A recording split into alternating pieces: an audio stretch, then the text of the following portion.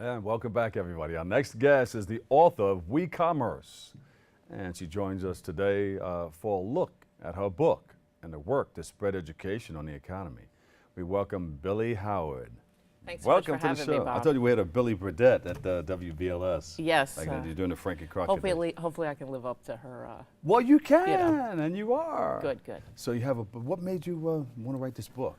Well, post-2008, I really felt that the world had entered this massive period of transformation, perhaps one we haven't seen since the Industrial Revolution. Yeah. And everything changed. You know, there was a loss of confidence in big business, in big government. And in its place, you know, we've started to really trust one another and really look to one another to make a difference and kind of forge a way forward to a better tomorrow. And out of it came this peer-to-peer economy, which has morphed into a variety of iterations. The sharing economy, the collaborative economy are two of the most common names. And I put it together under the banner of WeCommerce to kind of connect all of the dots that are taking place and try to make sense of them. Yeah, we were really tanking around that time. I mean, all businesses, Wall Street was going crazy. Yeah. Everything fell apart, and it gave us the opportunity to kind of set a global reset button and kind of begin again and figure out how we were going to do things differently. And WeCommerce is really the idea of all of the different changes that have taken place to kind of guide us towards a more, I guess, positive and profitable path. Yeah. Well, big difference between then and now. Massive difference. I mean, we've seen an enormous change since 2008 through this peer-to-peer economy.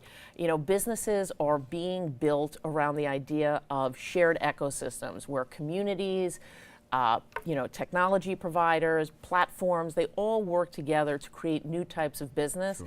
And I think the most critical change that's happened is that it's an opportunity for entrepreneurs to take advantage of a passion they have, marry it with technology, and use this opportunity to share it with the rest of the world. Are consumers a little more comfortable today than they were in 2008? Consumer confidence is definitely trending up, and there are a lot of reasons for that. You know, there's still obviously a lot of trepidation around what's going on with the presidential race, but because we're doing things together for one another, you know, on a local scale, on a grand scale, people are really much more in charge of their own destiny and are really, you know, making the critical actions or taking the critical steps to ensure that tomorrow is better than today. What piqued your interest in economics, in the things that you do today? Well, my first job, actually, it happened by chance, but I served as the U.S. press secretary for the president of the Philippines.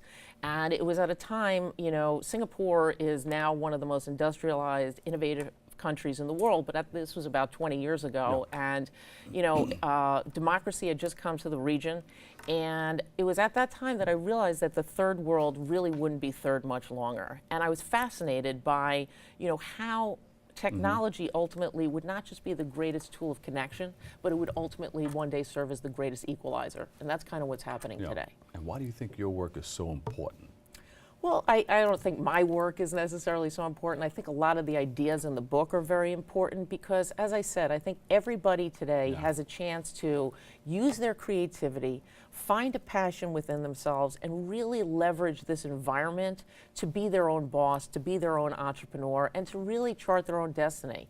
You know, it's going to be very unlikely with, you know, millennials and Generation Z coming up behind them that they're Generation Z. Yes, you hopefully. I get it, I got you. Hopefully it's not the last generation, as you said, but you know, everything is shifting, and it's very, very unlikely that people are going to graduate from college or graduate school and have one job or one career or work for one big entity for the rest of their lives. And WeCommerce is really a playbook to understand how to take advantage of all the different opportunities or turn challenges into opportunities to really chart a best future for yourself and also find a way to contribute. That's a big change that's taking place. People are not only acting for themselves, they're acting in the best interest of everyone. And that's what WeCommerce is about. It's about the idea that we're really all better in service of the collective we than the singular me. Yeah. So when you sat down and you said, I'm going to write this book, and I want people to understand that this is what this is about. Explain. This is what this is about. Well, as I said, we're in what I call a collaborative economy that's being driven by a variety of very different factors that drove the economy before. You know, big is no longer better. Small, as I like to say, is the new big, which means that everyone has the opportunity to have skin in the game. Yes. Change is no longer something that happens once a year or once a month. It happens daily, and it's not something that is necessarily a negative. You have to embrace change today as a currency of business to drive transformation. Creativity is at an all-time high as a currency. So is purpose. So the reason that I wrote this book and why I think it's so important is I think that people realize that there are a lot of things that are so different than they were 8 years ago, 10 years ago, 20 years ago. And I think that people often don't understand how to piece all of those different components together. And I feel that, you know, in my book, the quilt that comes out of that and all of those disparate components, they really do all work in concert together. And that quilt for me is WeCommerce, and you can learn more about it in my book. All right, so complete this. Pick up my book because you will learn. You will learn, as I said, you know, how do you find your passion? You know, many people have a passion, but they don't have an opportunity. They don't have the courage. They don't seize the chance to share it with the rest of the world and really live the life that they want to live. You know, many times we live the life that we think we should live. We live the life that our parents have lived, and this is one of the greatest periods of transformation in history. And I think people should, you know, really find a way to take advantage of it. Who's the target? Target can be anyone. I mean, I wrote it for CMOs in Fortune 500 companies, but you know, it's as equally applicable to entrepreneurs of any size. It's applicable to students who are trying to figure out how should they you know, shape their education. What is their career path going to look like? Because the career path of today looks nothing like the career path of perhaps when you and I had to make those critical choices. So, you know, it's also for baby boomers who are graduating out of their, you know, traditional careers and looking for a second or third, or I like to call encore act. They're encore entrepreneurs. So it's really an opportunity for anyone, anywhere who really wants to take advantage of our new world. Yeah. You have this book out. I know people think ahead. They say, well, you know what? I'm going to follow this up with another book. Are you thinking about that already? Well, to be honest, I wrote the book, you know, it came out last December, but I sat down to write it 3 years ago, and I'm amazed that what I said 3 years ago is first coming true today. So I'm super excited to see how it continues to play out. And, you know, when the time is right, I'm sure I'll figure out how to tackle what's next. But, you know, I think what's really, really exciting that we've seen in 2016 is that this sharing economy, this age of WeCommerce, is not just for small entrepreneurs. It's for big business.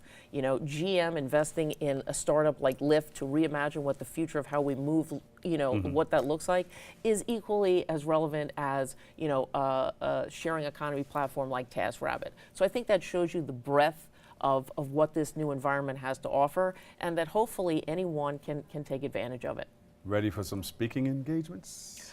I'm looking for them. Yes, I would love to continue doing that. We started it, and it's something I'm passionate about as well. How do we reach you? You can reach me on my website, which is branthropology with an IE at the end, .com. I'm Billy at branthropology.com. On Twitter, I'm at mashuptweet. And you can reach me in any of those ways, and I'd love to connect with you. I love it. Give her a big hand, everybody. Billy Howard, author, WeCommerce. Thank you so much. Thanks for having me. All right. We have to take a quick break right here, but stay tuned. We'll be right back with the Music Monday. But first, the 47th Annual African American Day Parade took place, filled with music, food, and more. A lot more. Christina Lane has a story.